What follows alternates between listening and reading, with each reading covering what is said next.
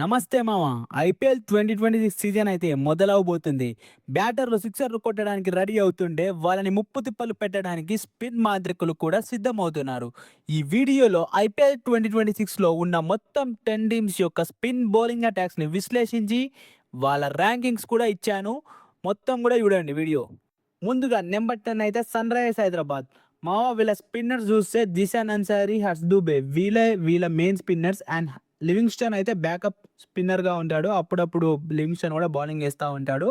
ముఖ్యంగా జిషాన్ అన్సారీ గురించి మాట్లాడితే స్మాట్ 2025లో మంచి పర్ఫార్మెన్స్ ఇచ్చిండు. డొమెస్టిక్‌లో అయితే పర్ఫార్మెన్స్ ఉంది. సో, స్ట్రెయిట్ ఇంటూ ది 11 వచ్చేస్తాడు. వీళ్ళకి ఎక్కువ స్పిన్నర్స్ లేరు కాబట్టి. అండ్ హర్ష్ దూబే కూడా లాస్ట్ ఇయర్ మంచి పర్ఫార్మెన్స్ ఇచ్చిండు డెబ్యూ ఇచ్చిన తర్వాత. కాకపోతే వీళ్ళిద్దరు కూడా young spinners and Indian spinners. వీళ్ళ మీద ఎక్కువ ప్రెషర్ అయితే పడబోతుంది. ఎందుకంటే ఐపీఎల్‌లో భారీ భారీ హిట్టర్స్ ఉంటారు కాబట్టి వీళ్ళు ఎట్లా ఎదుర్కుంటారో, ఎట్లా వాళ్ళని అటాక్ చేశారనేది తెలియాలి. కాబట్టి వీళ్ళిద్దరికి ఎక్స్‌పీరియన్స్ లేదు కాబట్టి నేనైతే వీళ్ళకి నెంబర్ 10 ఇచ్చిన. అండ్ లివింగ్స్టన్ కూడా మరీ అంత ఐపీఎల్‌లో ఎక్స్‌పీరియన్స్ అయితే లేదు. ఆల్ రౌండరే మంచి బౌలింగ్ ఏస్తాడు స్పిన్ను. అండ్ వీళ్ళకి అభిషేక్ శర్మ, ట్రావిస్ హెడ్ కూడా ఆప్షన్స్ ఉంటారు. కాకపోతే ట్రావిస్ హెడ్ ఇంపాక్ట్ ప్లేయర్‌గా వెళ్ళిపోతాడు కాబట్టి ఓన్లీ అభిషేక్ శర్మనే ఆప్షన్ ఉంటాడు. సో, ఇదైతే వీళ్ళ spin bowling attack. Next number 9 చూస్తే ముంబై ఇండియన్స్. ఎందుకు ముంబై ఇండియన్స్ అంటే మీరు వాళ్ళ స్పిన్ ఆప్షన్ చూస్తే మిచెల్ శాంట్నర్, మయాంక్ మార్కండే వీళ్ళిద్దరే కనపడుతున్నారు. వీళ్ళకిప్పుడు లీడ్ స్పిన్నర్స్‌గా. అండ్ మిచెల్ శాంట్నర్‌కైతే ఐపీఎల్‌లో బానే రికార్డ్ ఉంది. మంచిగానే చేసిండు ఇదివరకు. కాకపోతే లాస్ట్ ఇయర్ అయితే బ్యాటర్స్ అతన్ని బానే కొట్టారు. అతడి వీక్‌నెస్ అయితే కనుక్కొని అటాక్ అయితే ఏశారు చాలామంది బ్యాటర్స్ అయితే. సో, అంత ఎఫెక్టివ్ అయితే అనిపియలేదు లాస్ట్ ఇయర్ అయితే శాంట్నర్ ఐపీఎల్‌లో. అండ్ మయాంక్ మార్కండే విషయానికొచ్చేస్తే మయాంక్ మార్కండే చాలా చాలా టీమ్స్ మారి మళ్ళీ ముంబైకైతే వచ్చేసాడు. ఒక్క సీజన్ మినహాయించి మయాంక్ మార్కండే పర్ఫార్మెన్స్ అయితే మరీ అంతగా లేదు ఐపీఎల్‌లో. సో, ఇంతవరకు వీళ్ళ కాంబినేషన్ సెట్ అయితదని తెలీదు. ముంబై పేస్ బౌలింగ్ అయితే స్ట్రాంగ్ ఉంది గానీ, వీళ్ళకి మంచి స్పిన్నర్స్ అయితే లేరనే చెప్పాలి. అండ్ విల్ జాక్స్ అయితే ఉన్నాడు. కానీ విల్ జాక్స్ నుంచి ఎంతవరకు రిలే అయితారనేది తెలియాలి. విల్ జాక్స్ ఒక ఆప్షన్ అయితే ఉంటాడు స్పిన్నర్‌గా. సో, ఇదైతే వీళ్ళ అటాక్. నెక్స్ట్ నెంబర్ 8 చూస్తే Chennai super Kings. Chennai super Kings number 8 చూస్తే నూర్ అహ్మద్ ఉన్నాడు, రాహుల్ చహర్ ఉన్నాడు. అండ్ వీళ్ళకి ఇంకా బ్యాకప్‌లో కూడా చాలా స్పిన్నర్స్ ఉన్నారు. అండ్ వీళ్ళకి ఆప్షన్ చూస్తే లాస్ట్ ఇయర్ జడేజా ఉండే కాబట్టి కొంచెం ఎక్స్‌పీరియన్స్ ఉండే జడేజాకి. ఈసారి అయితే ఓన్లీ నూర్ అహ్మద్ అండ్ రాహుల్ చహరే ఉన్నారు. వీళ్ళే మెయిన్ స్పిన్నర్స్. నూర్ అహ్మద్ అయితే లాస్ట్ ఇయర్ మంచిగా పర్పుల్ క్యాప్‌కి దగ్గరలో పోయిండు. మంచిగా సూట్ అయింది అతనికి చెన్నై పిచ్ అయితే. సో, నూర్ అహ్మద్ విషయంలో ఎటువంటి మార్క్స్ అయితే లేవు. కాకపోతే Rahul Chahar on and of ఉంటాడు ఐపీఎల్‌ల. అంత పర్ఫార్మెన్స్ అయితే లేదు. లాస్ట్ 2, 3 ఇయర్స్‌లో అయితే అంత పర్ఫార్మెన్స్ అయితే ఇయలేడు ఐపీఎల్‌ల. కాబట్టి ఎంతవరకు వీళ్ళ జోడీ రాణిస్తనేది తెలియాలి. నూర్ అహ్మద్‌నయితే నమ్మొచ్చు. లాస్ట్ ఇయర్ పర్ఫార్మెన్స్ ఇచ్చిండు. కాకపోతే ఆఫ్ఘన్ బౌలర్స్‌ని గూడా ఈ మధ్యలో కొట్టేస్తున్నారు వీక్‌నెస్ కనుక్కొని. సో, నేను అందుకే వీళ్ళ కాంబినేషన్ ఇంకా సెట్ కాలేదు కాబట్టి అందుకనే నేను వీళ్ళకైతే నెంబర్ 8 ఇచ్చిన. సో, ఇప్పుడు నెంబర్ 7 అయితే చూద్దాం. పంజాబ్ కింగ్స్. ఎందుకంటే మీరు చూడండి పంజాబ్ కింగ్స్‌లో చహల్ అయితే main spinner. Of course 100% Chahal number 1 spinner. ఎక్కువ వికెట్లున్నాయి ఐపీఎల్‌ల. స్పిన్నర్స్ గానీ, మొత్తం ఇండియన్ వికెట్ టేకర్‌లా గానీ ఖచ్చితంగా ఒప్పుకుంటాం. అండ్ పర్పుల్ క్యాప్ గూడా తీసున్నాడు ఆల్రెడీ. అండ్ ఒకసారి మీరు చూస్తే హర్‌ప్రీత్ బ్రార్ ఉన్నాడు. హర్‌ప్రీత్ బ్రార్ మరి అన్ని వికెట్‌లయితే తీయడు. ఎక్కువ రన్స్ కూడా ఇచ్చిండు చాలా సార్లు. సో, వీళ్ళ కాంబినేషన్ అనేది ఇంతవరకు అంత సెట్ అయితే కాలేదు. హర్‌ప్రీత్ బ్రార్ ఎంతవరకు కాంట్రిబ్యూట్ చేస్తాడనేది తెలియాలి. ప్రియాన్ చారియా కూడా వీళ్ళకి స్పిన్ ఏస్తాడు. అండ్ కొన్ని ఆప్షన్స్ అయితే ఉన్నాయి వీళ్ళ స్క్వాడ్‌లోనే. కాకపోతే ఎక్కువ అయితే వీళ్ళు రిలే అనేది చహల్ పైనే కావాలి. అండ్ డొమెస్టిక్ బౌలర్స్ ఉన్నారు మాక్సిమం. సో, ఎక్కువైతే చహల్ పైనే భారం పడతది కాబట్టి చహల్ ఖచ్చితంగా బౌలర్ ఉన్నాడు. కానీ రీసెంట్‌గా అయితే చహల్ ఎక్కువ ఆడలేదు క్రికెట్ అయితే. టీ20 వరల్డ్ కప్‌లో కూడా కమెంటేటర్‌గా ఉన్నాడు. సో, ఎంతవరకు చహల్ కూడా రాణిస్తాడనేది తెలియాలి. సో, అందుకే నేను వీళ్ళకైతే నెంబర్ 7 ఇచ్చిన. ఇప్పుడు నెంబర్ 6 చూద్దాం. నెంబర్ 6 అయితే నా దృష్టిలో ఎల్ఎస్‌జీ. ఎల్ఎస్‌జీ ఎందుకంటే ఎల్ఎస్‌జీలో మీరు స్పిన్నర్స్ చూస్తే ఇప్పుడు ప్రెజెంట్ వనిందు హసరంగా ఉన్నాడు. అండ్ దిగ్వేష్ రాతి ఉన్నాడు. మీరు వనిందు హసరంగా ఐపీఎల్‌ల ఆర్‌సీబీకి ఆడిండు 2022 సీజను. అప్పుడు మాత్రం 26 వికెట్లు తీసిండు. దాని తర్వాత అంత పర్ఫార్మెన్స్ లేదు. ఆర్ఆర్ వెళ్ళినా గానీ, ఎక్కడికెళ్ళినా గానీ అంత పర్ఫార్మెన్స్ అయితే లేదు. రీసెంట్ టైమ్స్‌లో శ్రీలంకకి గూడా అంత పెద్ద పెద్ద పర్ఫార్మెన్సెస్ అయితే ఇయ్యలేదు. అంత మంచి టచ్‌లో లేడు హసరంగా ప్రెజెంట్ అయితే స్పిన్‌తోని. సో, హసరంగా ఎంతవరకు రాణిస్తాడనేది తెలియాలి. అండ్ ఆ లక్నో పిచ్ అయితే స్పిన్స్‌కి సూట్ అయితది కాబట్టి దిగ్వేష్ రాజ్ అయితే లాస్ట్ ఇయర్ అందరిని ఆడేసుకున్నాడు. మంచి బౌలర్ అయినాడు. లక్నోకి ఒక ఎక్స్ ఫ్యాక్టర్ అయితే అయినాడు. ఈసారి కూడా అదే ఎక్స్‌పెక్టేషన్స్ అయితే ఉన్నాయి దిగ్వేష్ రాతి పైన. సో, దిగ్వేష్ రాతి అయితే 100% మనం నమ్మొచ్చు. ఇండియన్ బౌలర్ ప్రూవెన్ చేసుకున్నాడు కాబట్టి. కాకపోతే వీళ్ళిద్దరు కాంబో అనేది ఇంతవరకు వర్కౌట్ కాలేదు. సో, ఎట్లా వర్క్ అయితది అనేది తెలియాలి. సో, అందుకే ఇది. అండ్ వీళ్ళకొక బ్యాకప్ ఆప్షన్ అయితే మాక్రమ్ గూడా ఏస్తాడు వీళ్ళకి స్పిన్ను. సో, మాక్రమ్ అయితే మంచి స్పిన్నరే. ఆఫ్ స్పిన్ ఏస్తాడు. పవర్ ప్లేలో గూడా ఏస్తాడు కాబట్టి ఒక ఆప్షన్ అయితే ఉంది. సో, వీళ్ళ స్పిన్ అటాక్ అయితే నేను నంబర్ 6 అయితే ఇస్తున్నా. ఇప్పుడు నంబర్ 5 అయితే చూద్దాం. ఆర్‌సీబీ నంబర్ 5 అయితే మీరు వీళ్ళ స్పిన్ అటాక్ జూస్తే కృణాల్ పాండ్యా ఉన్నాడు అండ్ సుయేష్ శర్మ ఉన్నాడు. వీళ్ళ బ్యాకప్ స్పిన్నర్‌గా జూస్తే Vihaan Malhotra under 19 left arm orthodox spinner. Already world cup గూడా గెలిచి వచ్చేస్తున్నారు. సో, ఇదే వీళ్ళ spin attack. Last year Livingstone గూడా ఉంటుండే వీళ్ళకి. ఈసారి అయితే లేడు.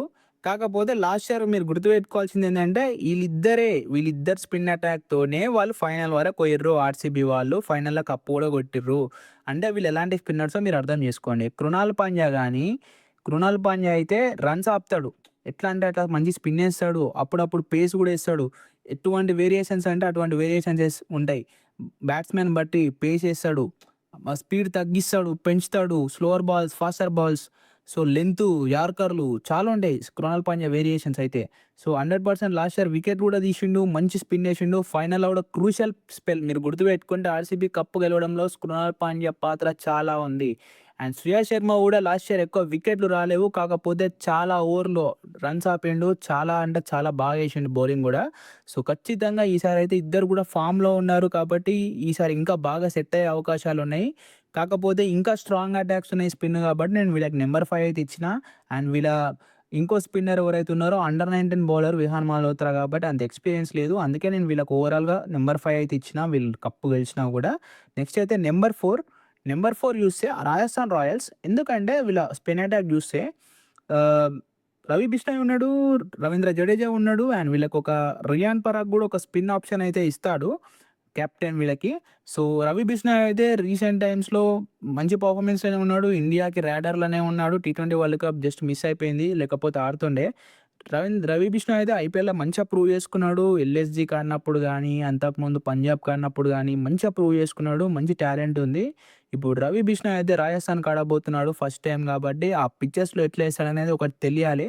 అండ్ రవీంద్ర జడేజాకైతే చాలా ఎక్స్‌పీరియన్స్ ఉంది. ఐపీఎల్‌లో చాలా వికెట్స్ తీసున్నాడు. చెన్నైకి ఆడినప్పుడు గానీ, ఆ పిచ్‌లో గానీ చాలా సెట్ అయి ఉన్నాడు. అండ్ ఆర్ఆర్‌కి అయితే ఆల్రెడీ ఫస్ట్ సీజన్ ఆడిండు. మళ్ళీ ఇప్పుడు రిటర్న్ వచ్చింది కాబట్టి, అది ఎలా ఉంటదనేది తెలియాలి.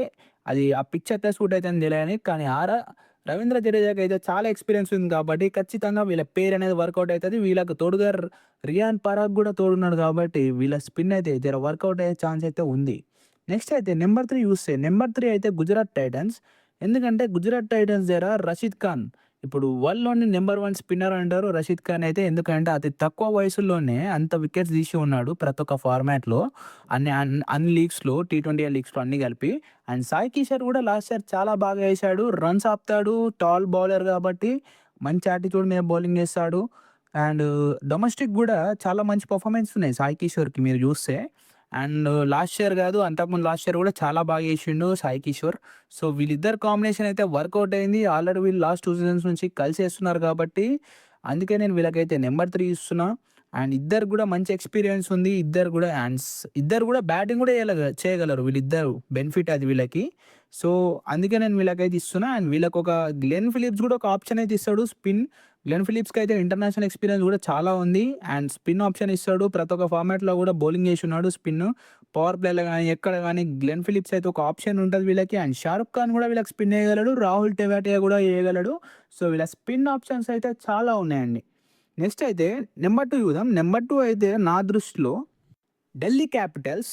మీరు వీళ్ళ ఆప్షన్స్ చూస్తే అక్షర్ పటేల్ ఉన్నాడు, కుల్దీప్ యాదవ్ ఉన్నాడు. వీళ్ళిద్దరు ఎవరో గాదు. ఇద్దరు గూడా టీ ఇండియాకి టీ20 వరల్డ్ కప్‌లో స్పిన్నర్స్. వీళ్ళే లీడ్ స్పిన్నర్స్.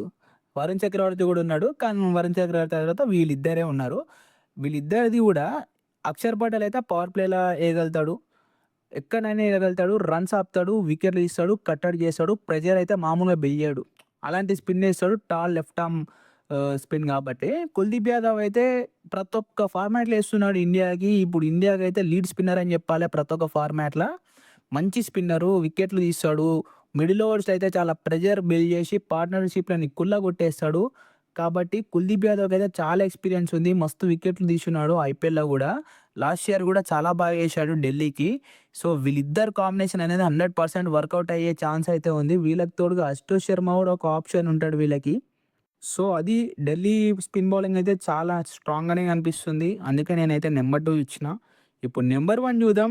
నంబర్ 1 అయితే ఎవ్వరో కాదు, కోల్కతా నైట్ రైడర్స్. వీళ్ళ బౌలింగ్ అటాక్ చూడండి మీరు స్పిన్‌లో. సునీల్ నారాయణ్, వరుణ్ చక్రవర్తి ఇద్దరిని చూస్తే కూడా వణకే పుట్టాలే. ఎందుకంటే ఇద్దరు ఒకటే టీమ్‌లో ఉన్నారు. సునీల్ నారాయణ్‌కి ఐపీఎల్‌లో ఎంత రికార్డ్ ఉందో స్పిన్ పరంగా సెపరేట్‌గా చెప్పాల్సిన అవసరం లేదు. ప్రతి సీజన్‌లో పర్ఫార్మెన్స్ ఇస్తాడు. ఆ మిస్టరీ బాల్ ఎనకాల బాల్ పెట్టుకొని ఇట్లా వచ్చి ఏస్తే ఆ వికెట్లు తీస్తూనే ఉంటాడు. మామూలుగా ఏదో ఎంవీపీగా ప్లేయరు. బౌలింగ్ కాదు, బ్యాటింగ్ కూడా ఆడతాడు. ఫీల్డింగ్ కూడా మామూలు ఫీల్డింగ్ కాదు. సో, సునీల్ నారాయణ్ టాలెంట్ అనేది స్పిన్‌లో మామూలు టాలెంట్ కాదు. ఈవెన్ విరాట్ కోహ్లీ లాంటోళ్ళే నేను టఫెస్ట్ బౌలర్ అయితే సునీల్ నారాయణ్‌నే ఫేస్ చేసిన టీ20స్‌లో అని చెప్పిండు. సో, అలాంటి బౌలర్ సునీల్ నారాయణ్ అయితే. నెక్స్ట్ అయితే వరుణ్ చక్రవర్తి టీ20 వరల్డ్ కప్‌లో కూడా మంచి పర్ఫార్మెన్స్ ఇచ్చొస్తున్నాడు. వరల్డ్ కప్ గెలిచొస్తున్నాడు. ఒక ఫామ్ మీద అయితే ఉన్నాడు. లాస్ట్ 1, 2 ఇయర్స్ నుంచి ఆ టీ20 వరల్డ్ కప్‌లో కూడా చాలా క్రూషియల్ రోల్ అయితే ప్లే చేసిండు. సో, ఆ ఫార్మ్ అనేది కంటిన్యూ చేస్తాడు. ఐపీఎల్‌లో చాలా మంచి రికార్డ్స్ ఉన్నాయి. లాస్ట్ ఇయర్ కూడా బాగా పర్ఫార్మింగ్ చేసిండు. అండ్ వీళ్ళకి స్పిన్ ఆప్షన్స్ అయితే ఇంకా బ్యాకప్‌లో కూడా ఉన్నాయి వీళ్ళకి. రింకు సింగ్ గూడా వీళ్ళకొక ఆప్షన్ అయితే ఇవ్వగలుగుతాడు. ఒకవేళ అవసరం ఉంటే అయితే ఏస్తాడు రింకు సింగ్ గూడా. సో, ఇంకా వీళ్ళకి డొమెస్టిక్ స్పిన్ ఆప్షన్స్ అయితే ఉన్నాయి. సో, అందుకే నేను వీళ్ళకైతే ఇచ్చిన. నా ర్యాంకింగ్స్ కరెక్ట్ అనిపించినాయా లేదా కామెంట్ జేయండి. ఒకవేళ నాకు తప్పు అనిపిస్తే గూడా మీ ర్యాంకింగ్స్ అయితే కామెంట్ జేయండి. సో, ఓవరాల్‌గా అయితే నాకు కేకేఆర్ టాప్ అనిపిస్తుంది స్పిన్‌లో అయితే. ఇది నా విశ్లేషణ. వీడియో నచ్చితే మాత్రం లైక్ జేయండి, కామెంట్ జేయండి. బీసీటీ ఛానెల్ అయితే సబ్స్క్రైబ్ జేసుకోండి. జై హింద్.